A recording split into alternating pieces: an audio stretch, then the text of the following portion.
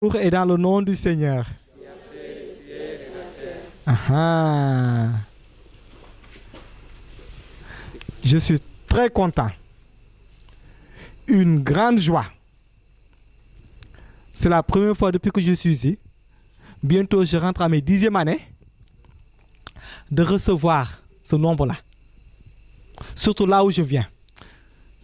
Je suis des Parcelles Assainies, Yves Tedoulé. Particulièrement de la cité Soprim. J'habite à la cité Soprim. Vous connaissez la cité Soprim? Voilà. Voilà. Donc, et je fais partie aussi du président de l'organisation de l'Amicale, de la chorale Sainte-Cécile, des fondateurs de la chorale Sainte-Cécile aussi. Et aussi, un grand membre du renouveau charismatique, Yves Tedoulé. Peut-être parmi vous, beaucoup ne me connaissent pas. C'est tout à fait normal parce que je ne reconnais pas tellement de têtes.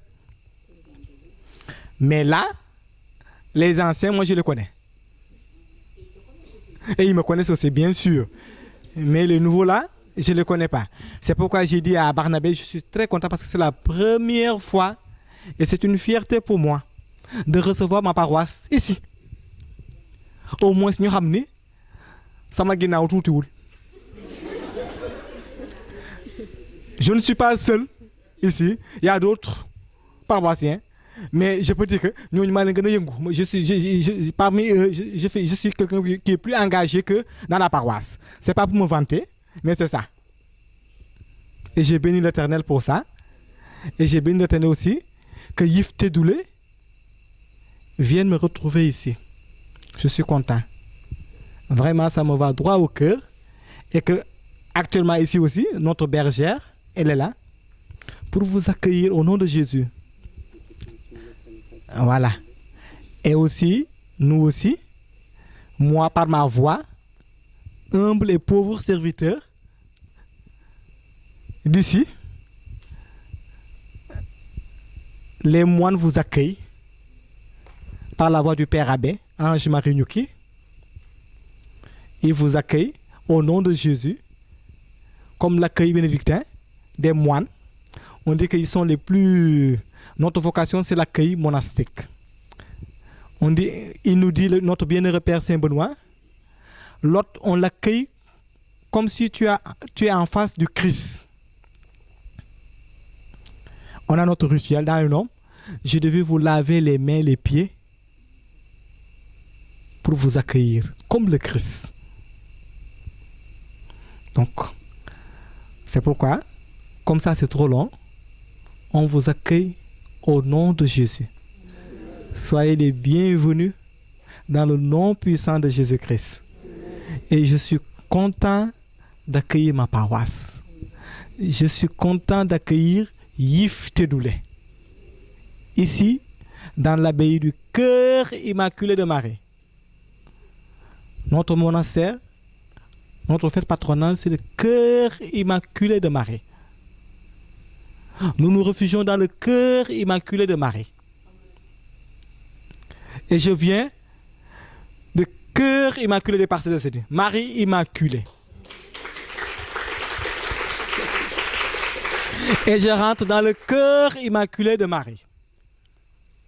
Tout est grâce. Et j'ai béni l'Éternel. Et on a besoin de vos prières. Nous ne sommes pas des anges. Nous ne sommes pas... On est des personnes comme vous aussi. On a besoin de vos prières. J'ai besoin de vos prières. On a besoin de vos prières. Vous avez besoin de notre prière. Persévérez. Vous savez que moi je suis fier quand je dis mi par mon koyor. Dans notre communauté, tout le temps quand je dis je me vends, je dis mi par mon koyor. Parce qu'on a, excusez-moi, on a une force, Marie Immaculée. Et ça ne vient pas de nous. Ça vient de la Vierge Marie, Marie Immaculée. Nee na ñu mbootaay Mama Marie day yaatu. Day yaa, olof nee na day yaa.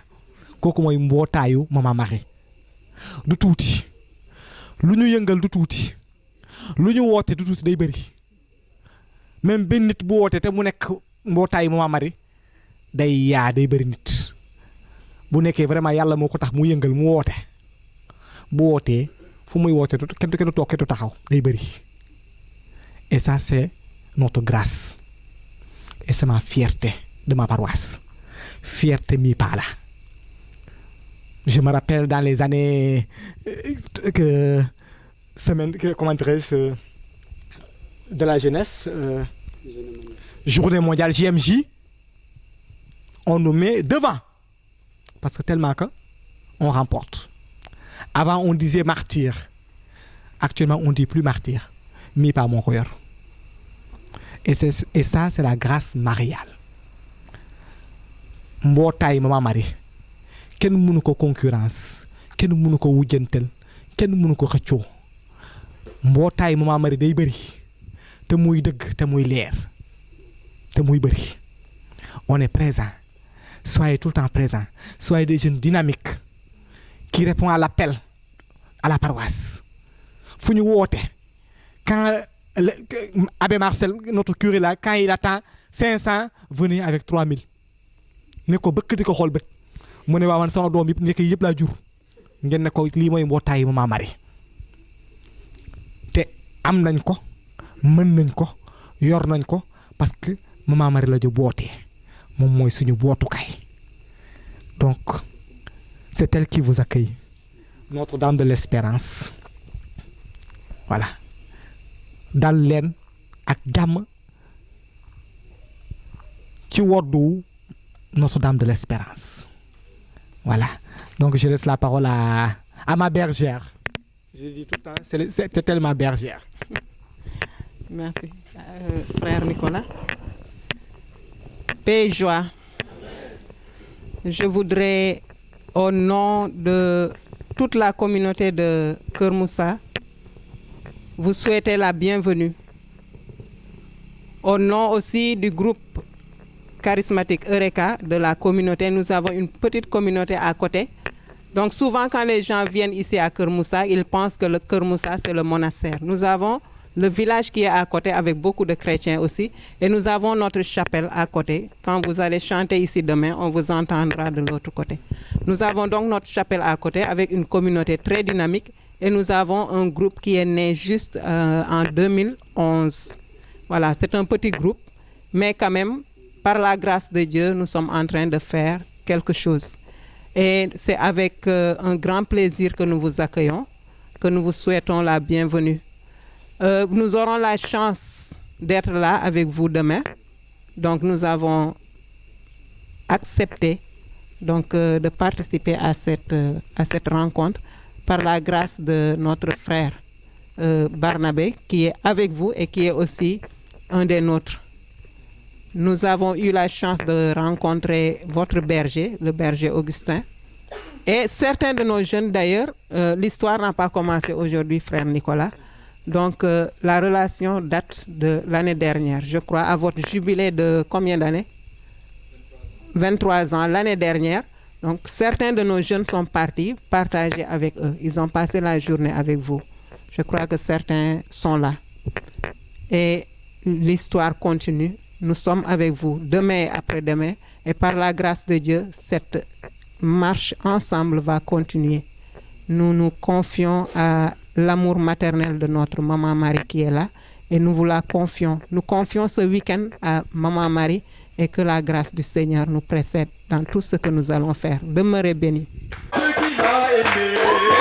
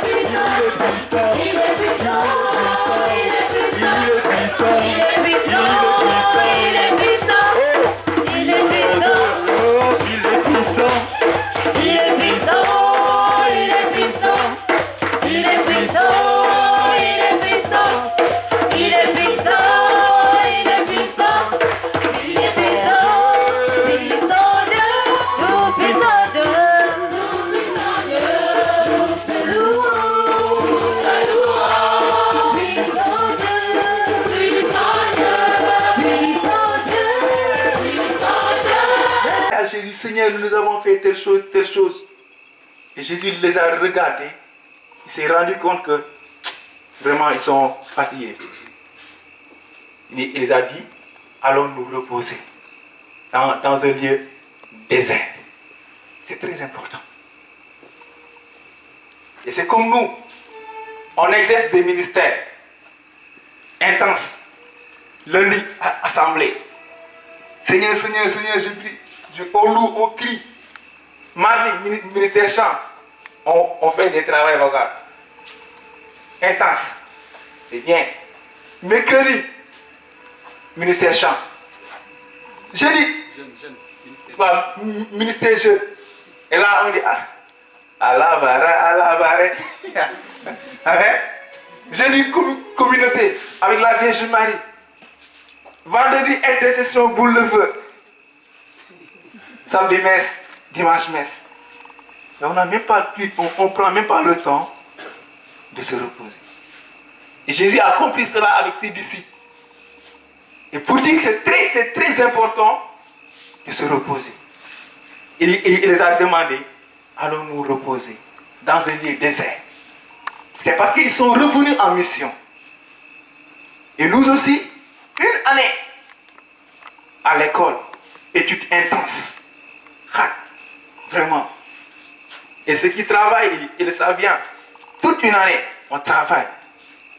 Durement, on se lève le matin tôt, 6 h du matin. Et on revient 22 h. Comme les Nathalie. Voilà. À 22 h, elles reviennent à la maison. Travail dur. Et Jésus, en regardant tout cela, il a dit, venez vous reposer.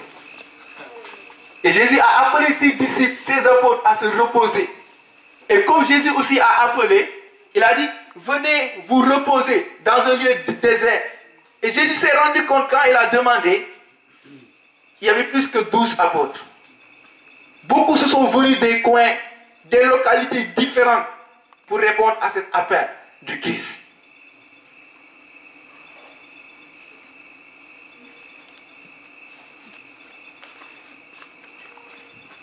Et Jésus, lorsqu'il est descendu dans la barque, la Bible nous dit, il vit le peuple.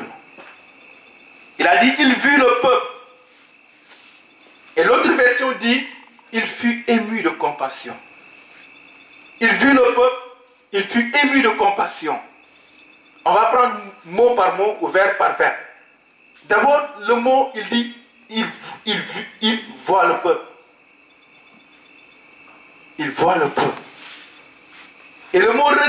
le verbe voir est différent du verbe regarder.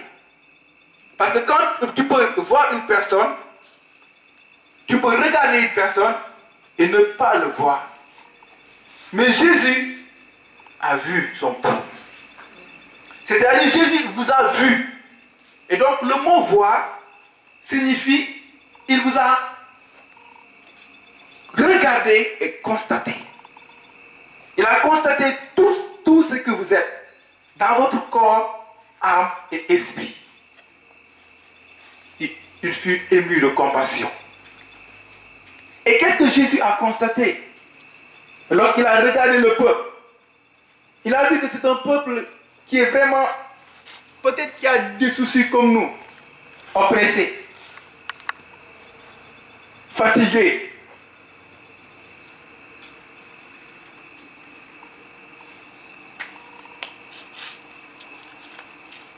appauvri, maltraité, abattu, ou bien tombé dans le péché. D'autres, leur foi est éteinte. Certains sont en chômage depuis longtemps. D'autres sont dans un état de célibataire qui leur fatigue.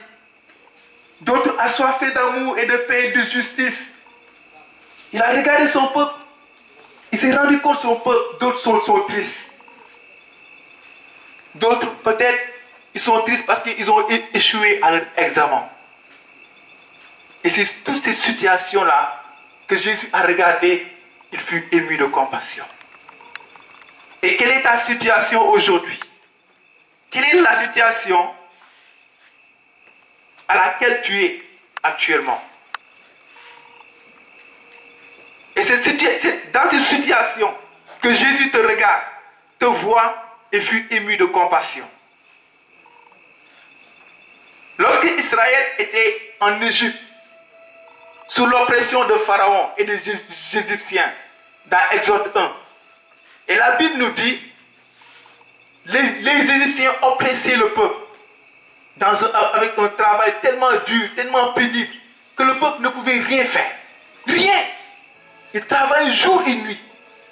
Et le peuple souffrait tellement, et qu'ils criaient au-dedans d'eux-mêmes. Et Dieu a dit à Moïse, j'ai vu. Il a dit encore, j'ai vu. Et pourtant Dieu était au ciel, mais aussi avec eux. Mais pourtant il a dit à Moïse, j'ai vu la souffrance de mon peuple qui est en Égypte. J'ai vu la souffrance de mon peuple qui est en Égypte. Il dit, j'ai entendu les cris que l'on fait pousser ses oppresseurs. Et je connais sa douleur. C'est Dieu même qui parle.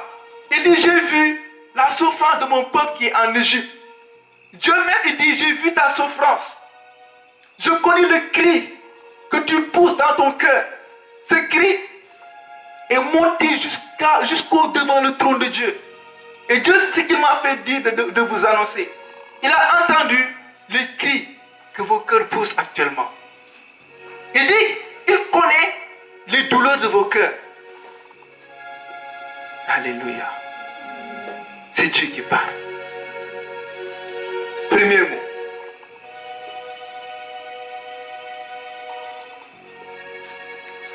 Deuxième mot, il dit, il fut ému de compassion.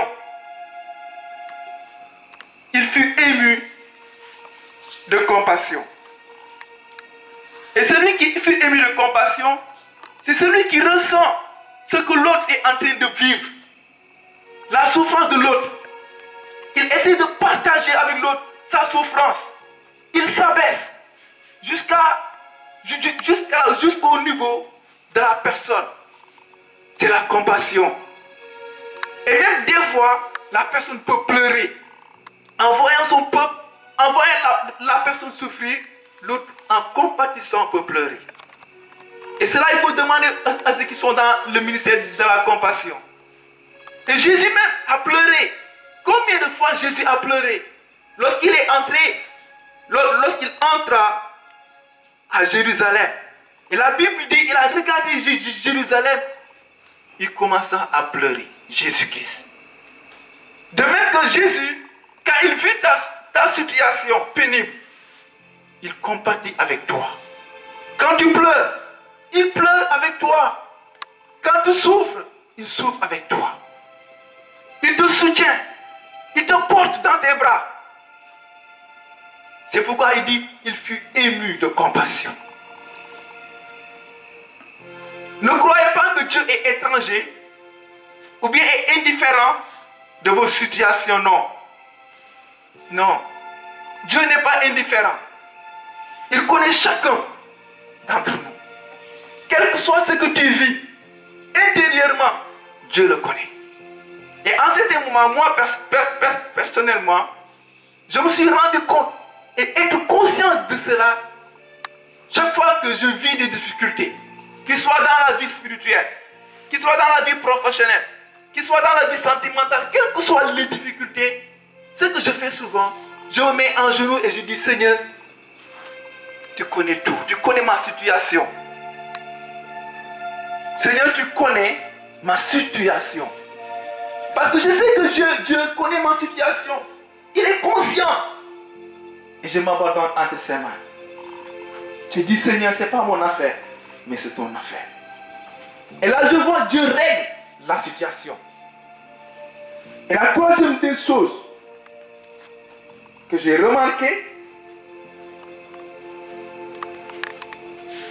il dit, il fut ému de compassion parce qu'ils étaient comme des brebis sans berger. Comme des brebis sans berger. Cela veut simplement dire, une mère peut avoir un enfant. Moi, je ne suis pas peut-être le père. Je passe dehors, je vois l'enfant en train de jouer. Ses habits tellement sales, sa tête, vraiment, on ne sait pas à quoi il ressemble. Et je me dis, mais cet enfant, on dirait qu'il n'a même pas de mère. Dafa mel ni amul papa quoi. Dafa mel ni amul yaay. ma yërëm ko. Jésus de la même manière. Lorsqu'il a vu son peuple, il a dit, ils sont comme des brebis sans berger. Et puis que ému de compassion. Parce que le rôle du berger, c'est de prendre soin de son troupeau, de ses brebis. Et comme ils sont comme des brebis sans berger, lui, il prend le soin d'être le bon berger. Jésus n'a jamais été un berger.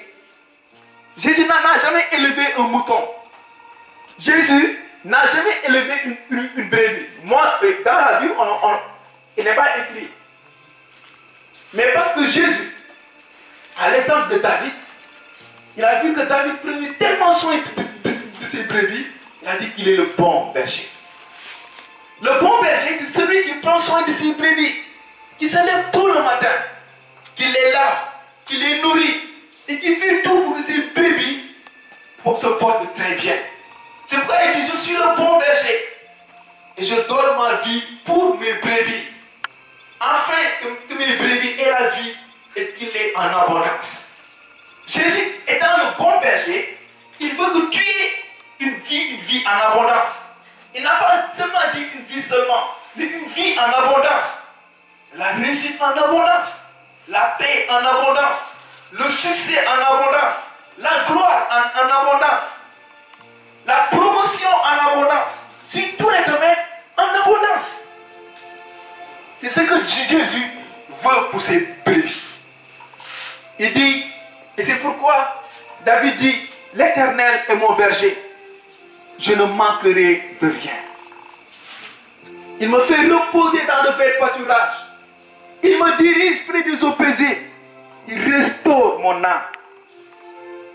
Il me conduit dans les sentiers de la justice à cause de son nom. Paix et joie.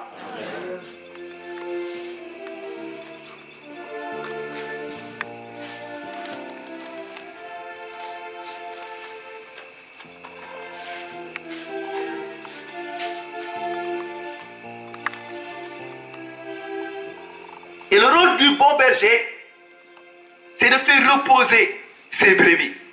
Et David même l'a dit, il me fait reposer dans le vert pâturage. Et le mot repos est tellement important pour Dieu que Dieu a dit à Israël, le le premier jour de la semaine, vous ne travaillerez pas.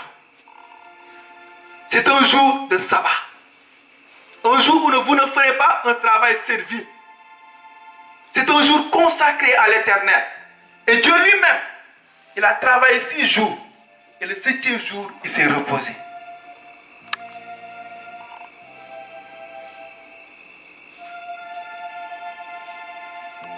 Et la Bible nous dit dans Ésaïe 15, Ésaïe 30, 15, c'est dans le repos et dans le calme se trouve votre bonheur.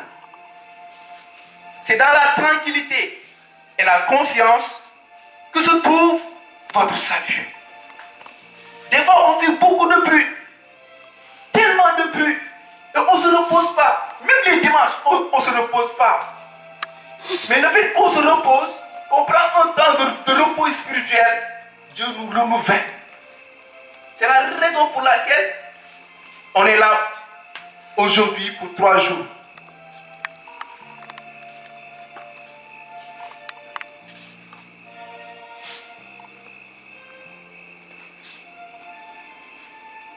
Donc pas de bruit. Pour se reposer, il ne faut pas. Il faut vraiment faire tout pour qu'il n'y ait pas de bruit. C'est dans le calme et la tranquillité que se trouve votre bonheur. Donc durant ces 3 jours, il faut qu'on fasse le maximum de silence pour qu'il n'y ait pas de bruit. Parce que dans le bruit, on ne peut pas entendre Dieu. Et si on est là, c'est pouvoir entendre la voix de Dieu qui nous parle. Pour pouvoir connaître les directives et la vision de Dieu. Et pour cela, on n'a pas besoin de faire beaucoup de bruit. Le silence est nécessaire. Le prophète Élie, au jour Dieu lui a dit, mets-toi là, je vais passer. Il y a un ouragan qui est passé. Élie a cru que Dieu était là. Et Dieu n'était pas là. Il y avait le feu. Un violent feu. Élie a cru que Dieu était là. Alors que Dieu n'était pas là. Le tonnerre. Élie a cru que Dieu était là. Mais c'est dans un brise légère de vent que Dieu s'est manifesté à Élie. C'était dans le silence. Et si vous voulez que Dieu se manifeste à vous, gardez le silence. Gardez le calme de votre cœur et de votre âme et de votre esprit. Et la troisième chose, il dit un lieu désert. Comme je l'ai dit, c'est un lieu de silence, un lieu de rencontre avec Dieu. Et Jésus même a l'habitude souvent d'isoler ses disciples, ses apôtres, dans un lieu de désert, à Gethsémani, au mont des Oliviers, à la montagne, pour pouvoir prendre un temps avec ses disciples. Parce que dans le désert, c'est là où Dieu te parle. C'est dans le désert que Dieu peut te former.